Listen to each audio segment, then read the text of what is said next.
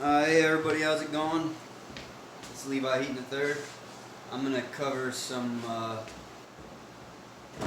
alternating bicep curls for you here. This is going to isolate your bicep. We're going to do this with dumbbells, so you're going to isolate each arm independently.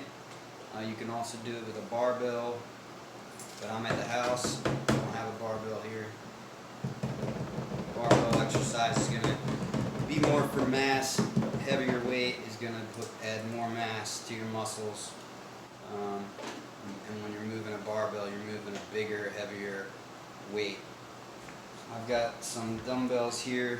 I'm just going to do some isolation curls. And we're going to rotate at the top, which is going to tighten up your bicep. As you can see here, if I hammer, I'll show you hammer curls also where you don't rotate your hand. If you can see the difference in my bicep here when I bring it up.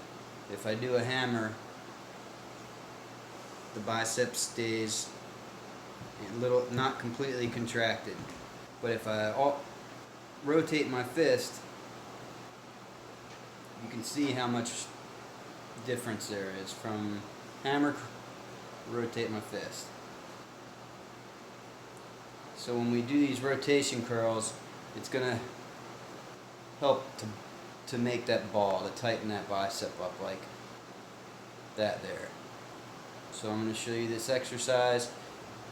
You want to make sure when you do this exercise, you keep your elbows tight to your sides. And like I said before, posture is always important. Every exercise you do, you want to stand up tall, keep your back straight, natural curve in your spine. Shoulders relaxed down first, then back, chest up and out. If you ever find yourself during your exercise to where you start looking at the ground, be cognizant of that. Bring your chin up. You don't want that strain on your spine where you're looking at the ground like that. So here I've got two dumbbells. I'm going to show you the isolation curls. Now when you do these, you can alternate one at a time, or you can do both at the same time. It's just whatever you feel like doing. For this instance, I'm going to do one at a time. You don't want to use momentum. You don't want to sling the weights like this here. If you find yourself doing this, you've got too much weight. And guys that are trying to put on mass, power lifters, guys that just want to get big, they'll put a lot of weight in their hands and they can't curl it appropriately with good form like this. The weight is so heavy that they have to use momentum. As I've said repeatedly, this weight's getting a little jiggly, I gotta tighten this up. As I've said before, I've always paid particular attention to form, and I've always tried to keep momentum out of my workouts. I've never really been concerned with raw bulk and mass. I've always tried to, even during, like now, I'm in a mass phase, and I'm still somewhat lean. So here we're going to do this on the left side, and then I'll do another set on the right side so you can see what it looks like. Proper posture, chest out, keep your elbows in tight to your sides. And I always put my hand to the bottom, as you can see there and there. That way when I come up and rotate, there's going to be a little extra weight on the outside. It's going to be off balance, which is going to help me rotate just a little bit more to get a little more of that contraction, to tighten that bicep up a little bit more. Hammer, rotate.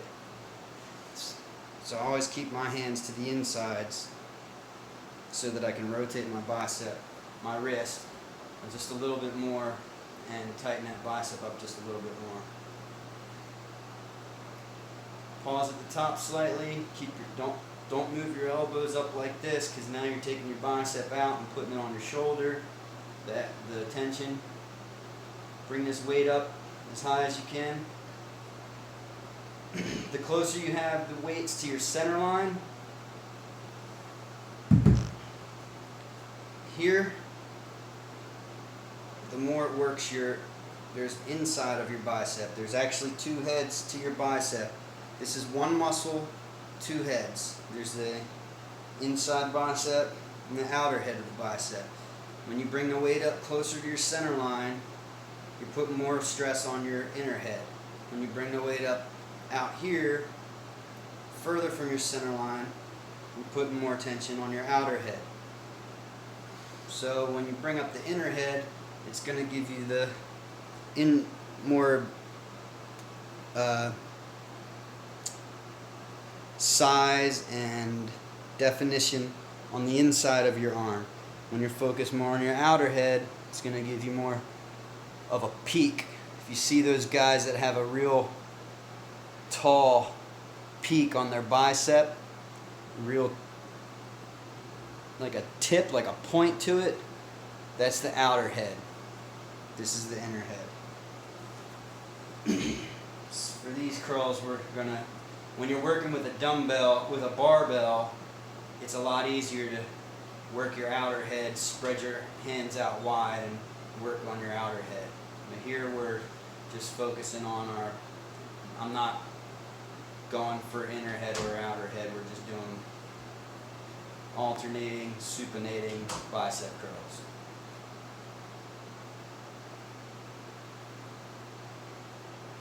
Full range of motion, bring it to the top and then lower it under tension. Don't just drop it. And don't swing it. You want to be in full control of the weight the whole time.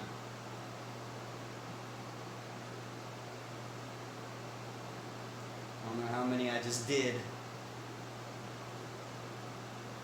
My bicep feels like I did 12 to 15. And then here's my right side.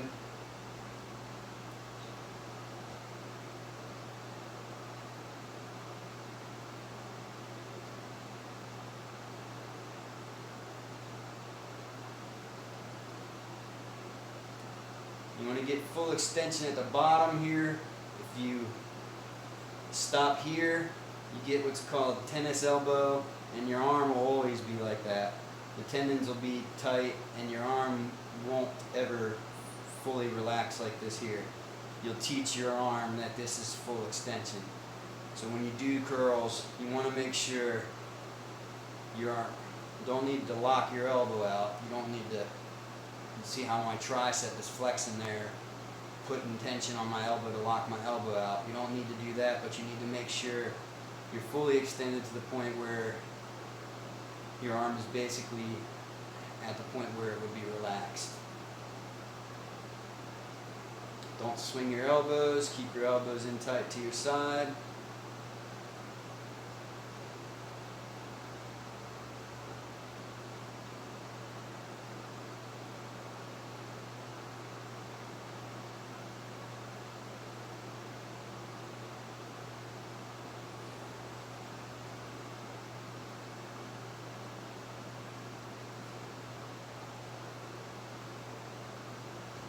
Start rocking when you're doing these,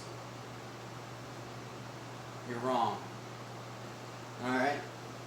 I'm going to take a 30 seconds rest and then I'll just splice the video. I'm going to take 30 seconds rest and then I'll do a set facing the camera so you can see what it looks like.